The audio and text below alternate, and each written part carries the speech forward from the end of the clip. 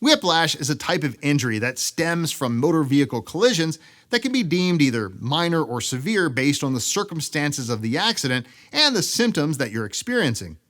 Whiplash tends to cause a wide array of symptoms, from neck stiffness and dizziness to pain in your lower back or arms.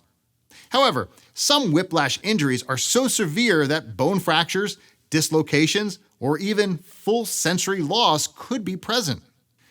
This means that a whiplash injury is more than a minor ailment for some individuals and can even be considered permanently disabling.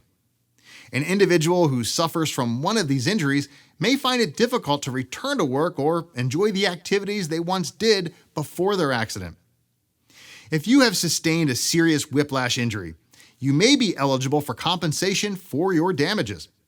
This could include medical expenses, lost wages due to an inability to work, loss of enjoyment of life, pain and suffering, and more. Receiving immediate medical care is vital so that you can protect your health and possibly keep your condition from worsening.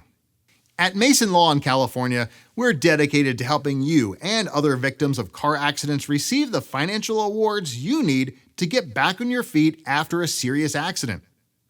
Contact us today for a completely free, no obligation case review.